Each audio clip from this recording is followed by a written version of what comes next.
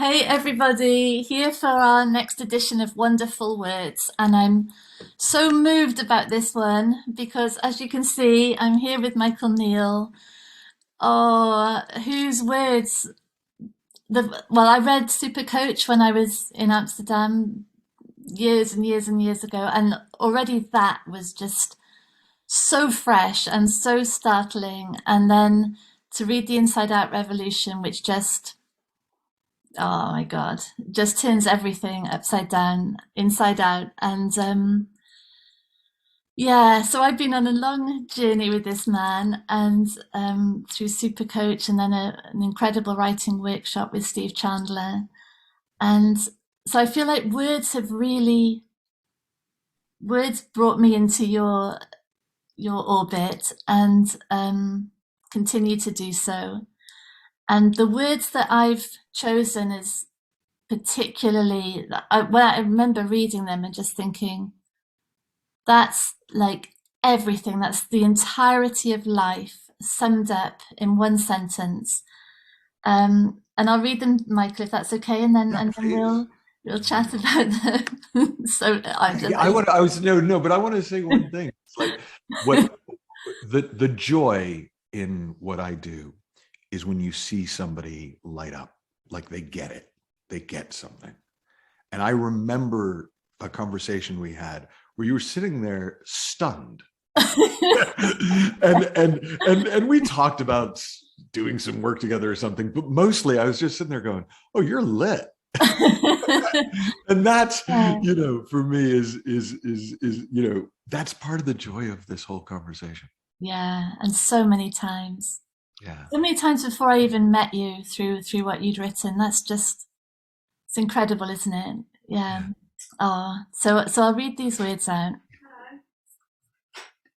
Oh, oh, hi, lovely. Sorry, I'm just recording a second. Oh, yeah, sorry, darling. Um, when our thoughts look real, we live in a world of suffering. When they look subjective, we live in a world of choice. When they look arbitrary, we live in a world of possibility. And when we see them as illusory, we wake up inside a world of dreams. Oh, I just love it. It's everything. It's like our whole journey as humans, isn't it? It's funny because I remember, you must know as a writer that you write stuff and you sometimes go back and go, who wrote that? Yeah. Yeah. And but what I remember I was trying to do is I was trying to encapsulate the whole, everything that I've seen about how life works in a sentence for the section called In a Nutshell.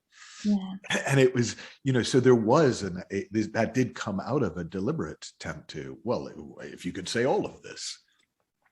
Now I've tried 1,000 more times, and some people like some of the other iterations, but that is, I'm sort of, it's also my own personal journey. Yeah. You know, I was going to ask if it was that. Yeah. Yeah. you know, Yeah. it's for me. I suffered. I lived in a world of suffering because everything I thought was real, and I thought some really out there things about people coming to get me, and all sorts of things that have lovely labels. Hmm. But as long as what was going on in here looked mostly real, I mean, even I knew some of it wasn't, but as long as it looked mostly real, I was at the mercy of it. It was, it was like, do you remember the movie The Sting? Yeah. So essentially what they do, and I'm going to ruin the movie for everyone now. So it's a classic. Spoiler Stop, alert. go watch it, and come back. It was great. But they set up a sting because the way they would report horse races was somebody at the track would use the telegraph machine and say what was happening, and somebody in the betting place would write down the race and read it out, like read out the telegraph as if it was really happening. And everybody in the room assumed that what was being read out was what was happening at the race. And they took advantage of that dissonance to, rip these guys off. But that's us. Like, we are dependent on the reporter. And we just, and he's an unreliable, or she's an unreliable narrator. And I didn't know that. So Yeah. that world of suffering is where I spent the first 20 years or so of my life. And then I had the realization I talk about too much, or just watch Why Aren't We Awesomer? You'll get it. But where I really did realize that 7 years of suicidal ideation didn't mean I wanted to kill myself. It was just a suicide thought. Mm. That popped me out of the world of suffering, but it popped me into the worlds of subjectivity. Yeah. It popped me into a world where I went, whoa, you think what you think and I think what I think, so you have your experience and I have my experience, and there's the reality, but we're just reporting on reality. And I made a living out of subjective experience for 17 years. Yeah. Being an actor, for starters, that's really what you're doing, is you're just swapping your subjective experience for a character's subjective experience. But then as an NLP teacher, it was the study of the structure of subjective experience. Here, let me change your misinterpretation of reality to a better misinterpretation of reality. Let me give you a more useful lie. And that was the game. And it was better than the world of suffering. Mm. And then I remember the day that it dawned on me that subjectivity was an objective truth. Like, I really thought there was Yeah. nothing real Yeah. in the universe. And then I went, oh, that's insane. It's just most of what I experience Mm. is made up. And then I would catch glimpses that the experiencer, was the first thing that got made up. I remember reading a Kindred Spirit, the British magazine. I don't know if it's even around anymore, but they had a feature on Ramesh Balsekar, and he was an Indian guru, disciple of Sri Nitgardaj. He was part of a lineage, but he had been a banker. He'd been a very successful man before he got into spirituality, and he just kept saying, "Oh, there's no free will; it's all preordained. Literally nothing that I am saying, nothing you could say, nothing I do, nothing you could." And it was for about 2.5 pages of this interview, I was just getting wound up, because I was thinking, this is crazy. What's this guy talking about? This is so defeatist. And then somewhere around page 2 3/4, something popped. And it was like, oh. And it was easy, not for me, but because I wasn't there. Mm. The way Mm. that I thought of Yeah. me. Oh, I love that. Now, I point out in the book, my wife will point out anytime you ask, I don't live there. But even touching it from time to time informs everything. It's harder to get lost. I still can do it, but it takes more work than it used to. Yeah. And it's proven incredibly liberating and incredibly fun. Yeah. Yeah. Yeah. Oh, Michael. Tell us about the world of dreams. What is that? What does it mean? For me, I remember interviewing, I've gotten to interview a lot of cool people and meet a lot of cool people. I'm getting old. I've met a lot of people. And I got to interview Don Miguel Ruiz, Oh, wow. Yeah. the Four Agreements. And we had an amazing conversation that, unfortunately, the sound quality, we was like in a cave. So the sound quality was terrible, but it was a great conversation from my point of view. And he had a similar enlightenment experience to most enlightenment experiences that one reads about, where suddenly he realized he wasn't, Mm. and Mm. he was everything, and life as we know it was a dream. And and Sid Banks talks about life as a divine dream suspended between the boundaries of time, space, and matter, which to me is, once you make up time, because you can't put time in a wheelbarrow, you make up space. Yeah, I love that expression of yours. I always remember that. Can't put it in a Make wheelbarrow. up matter, then then you're then you can have the world as we know it. Yeah. And the sort of Don Miguel Ruiz take, whereas most enlightened people, I went, it's just an illusion, it's just a dream, so leave it behind and stay in the reality of your true self, your permanent nature, the diamond essence. Don Miguel Ruiz was like, so what fun it would be to master the art of dreaming. Mm, mm, And that for me was like, oh, yeah, it's like, I remember years and years ago learning to lucid dream, like, nighttime dream. And it was really fun. mm. It was much more fun than just waking up, which is what I used to do when I was having a nightmare. I punched myself in the dream until I could feel my Mm, body again. And that was how I would wake myself up. But if you're in the dream and you know that it's a dream, sometimes you don't have to wake up. yeah, And you don't have to have the dream look like anything. yeah, You don't need, if you know that you're dreaming, dreaming monsters is actually as interesting as dreaming angels mm, after a while. mm, You know, mm, if you've had enough monsters for them, then it's nice to dream angels. But suddenly there's just so much more freedom and so much less to be afraid of. yeah, Um, the Eastern teaching, as I was always presented with it, is that anything that comes and goes is the dream. yeah, Anything that neither comes nor goes is reality. Well, you got to have a sort of an infinite timescale for that to make sense. Like this, it seems, is certainly semi-permanent, right? Like the tattoos we used to give our kids, like at King's Fish House. It was like, they lasted a day or two, but they washed off, right? Like, this is going to be around, God willing, for a while. It certainly has been around for a while, but this isn't going to be here at some point. So this must be part of the dream. mm, mm, Now, that does not mean that I'm going to throw it in front of an imaginary train and see what happens, yeah, right? Because I get that within the world of the dream, the physics of the dream is that's not going to go well. yeah, yeah, yeah. Oh, I love it.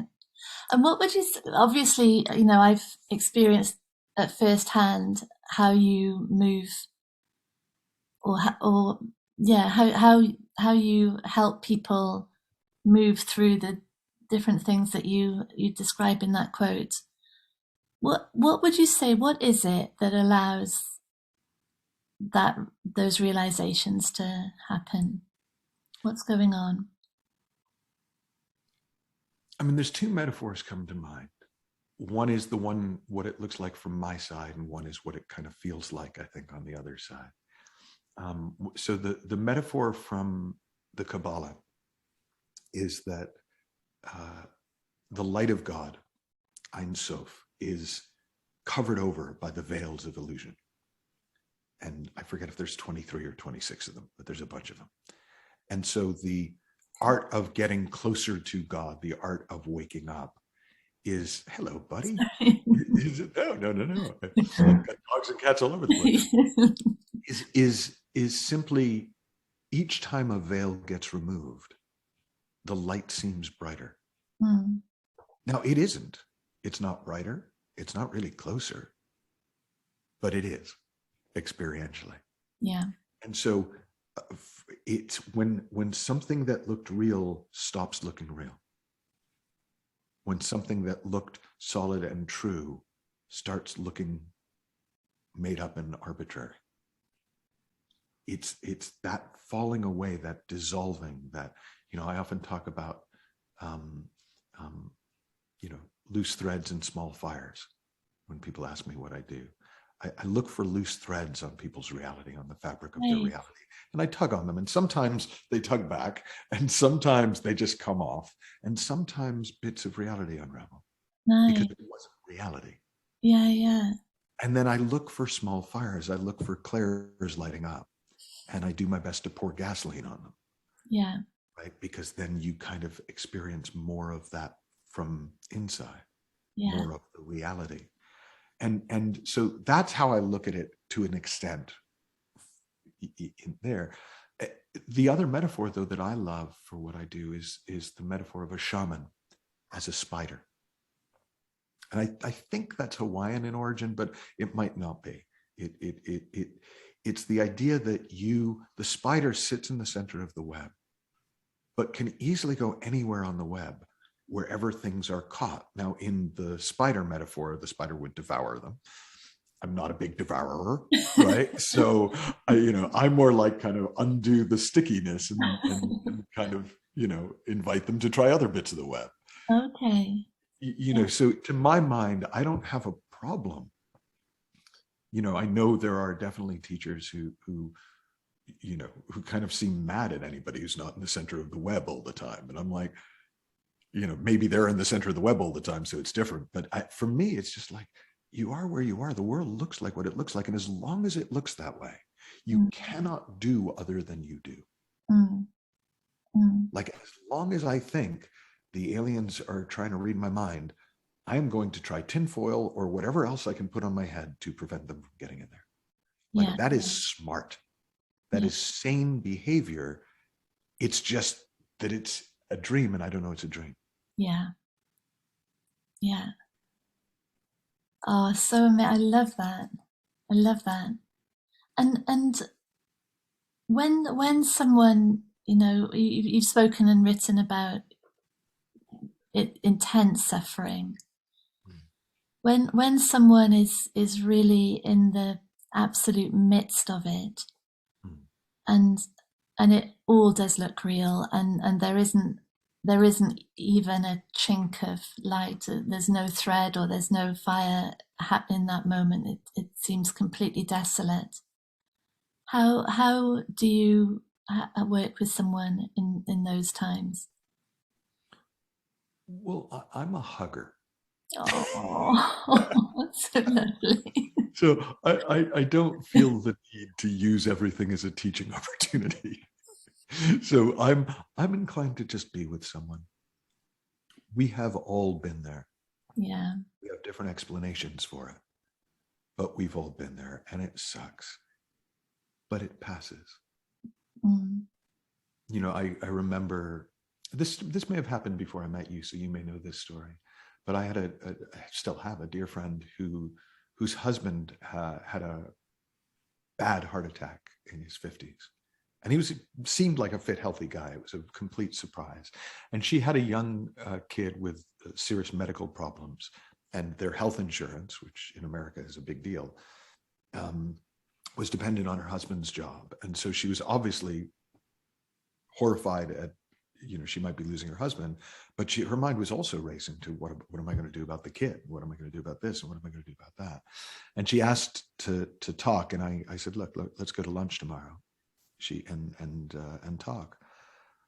Well, between that call and lunch, my life blew up. I do not at this point remember how, but like I was just pissy and upset, and I was going to cancel because I thought I'm not going to be any use to her. But something in me was like, don't cancel, go. And so I went, and she was in that place, and she poured her heart out, sobbed, we ate, we sobbed.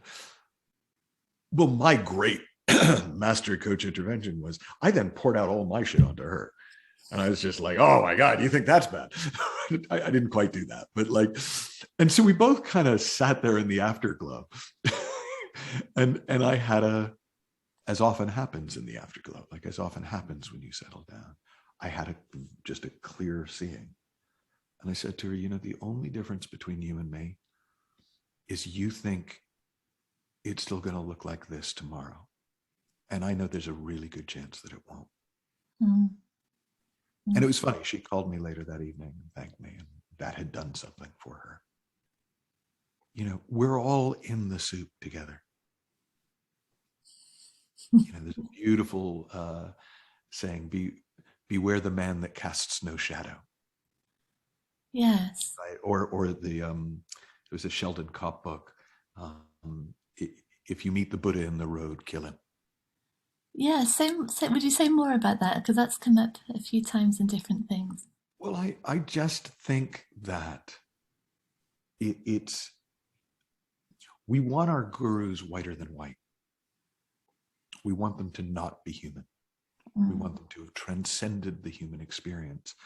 But we don't even want that, because that implies they still have one. And so both, I think, because people who become gurus often become gurus to escape the human experience, mm, and because they kind of know that's what's being projected onto me, so I guess I better play the part. Um, it, it's misleading.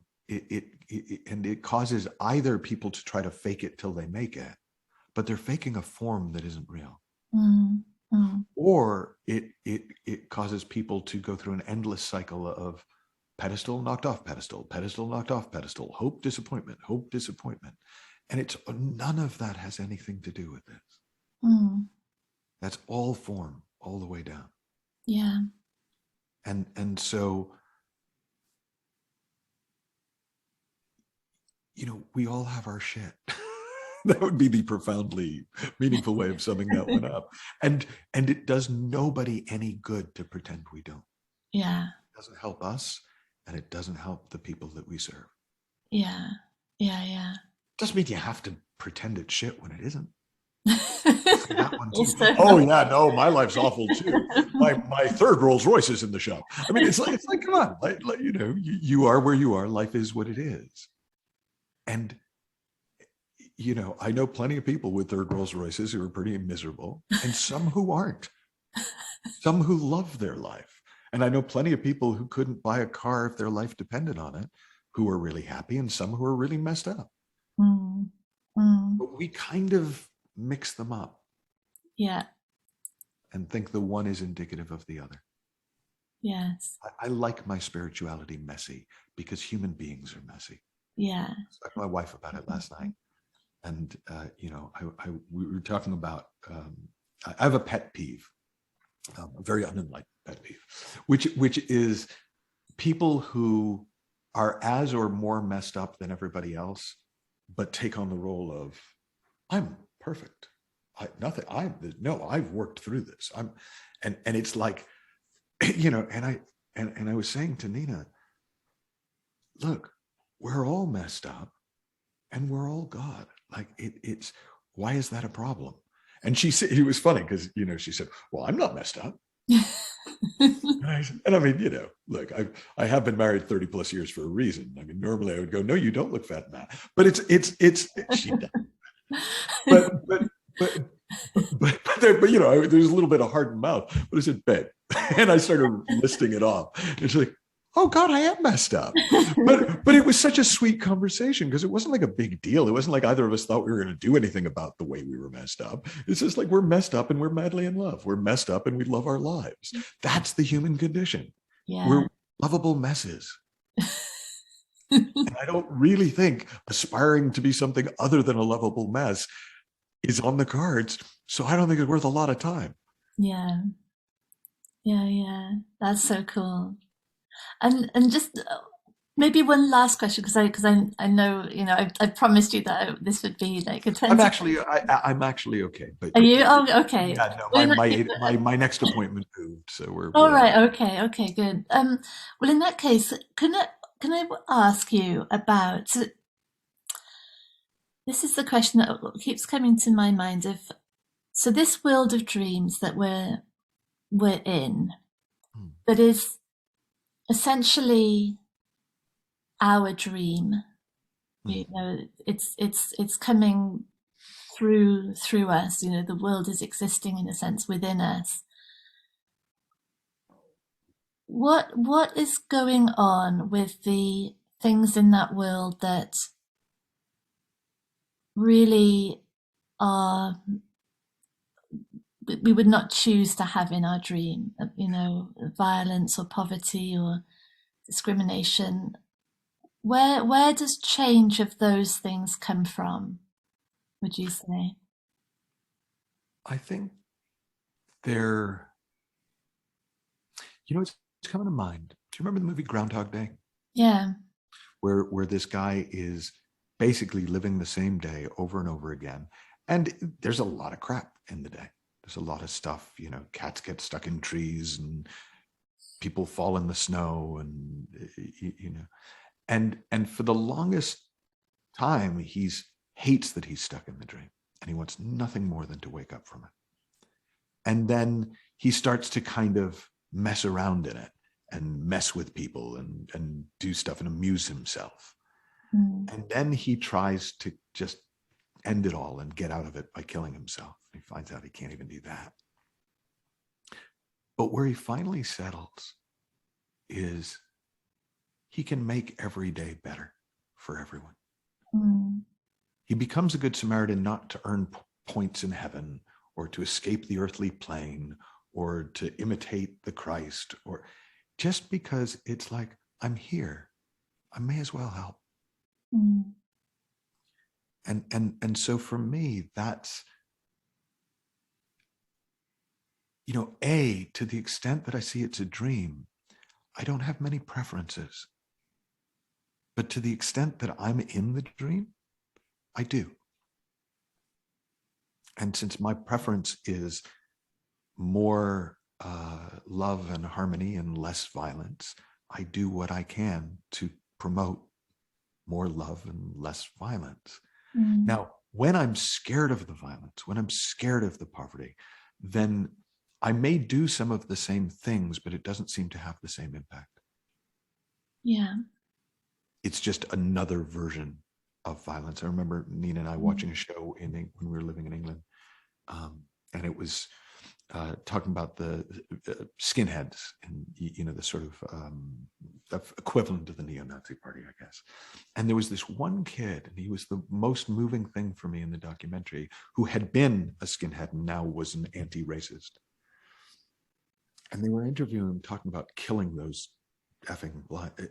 And Nina and I both had the exact same experience. It's like, oh, he hasn't changed at all. He's just got a new enemy. The world hasn't changed at all for him. Just switch sides. And the possibility is, first, you wake up a little. You at least wake up to the possibility that it's a dream. Yeah. Yeah. Then you can do anything you want inside the dream. Yeah. Oh, I love it. I love it. So beautiful. It's a kind of cool gig, the being human thing. I recommend it to any non-embodied entities that are listening. I don't know if there are any. Oh, Michael, is there any last thing that you would say about that quote, or anything else that we've been talking about? The thing that really struck me when I reread the chapter this morning. I wrote it years ago, so I haven't read it for a while. And the only thing is, I just reiterate, it's not worth faking it.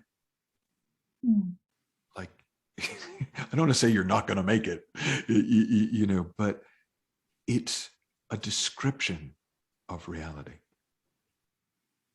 So there's a reasonable chance that if you keep looking, you'll see more and more. And it doesn't matter about the words. Like, I know it's a funny thing to say for the two of us. We're words people. And you've heard me say, I'm sure, trying to talk about this with words is like trying to point to fire with ice. The closer you get to the truth, the less you've got to point with. Yeah. And it's the best I've got. Yeah. So screw it. I'm going to keep doing it. Oh, that's so lovely. I think that's a great place for us to end. Nice to see you. Oh, it's so lovely to see you. I'm so grateful for everything that you bring to the world and that you brought to me. So grateful. And thank you for being here today. Oh, you're welcome. Yeah. Have a lovely day, Michael. See you soon. Bye. Big love. Bye. Bye.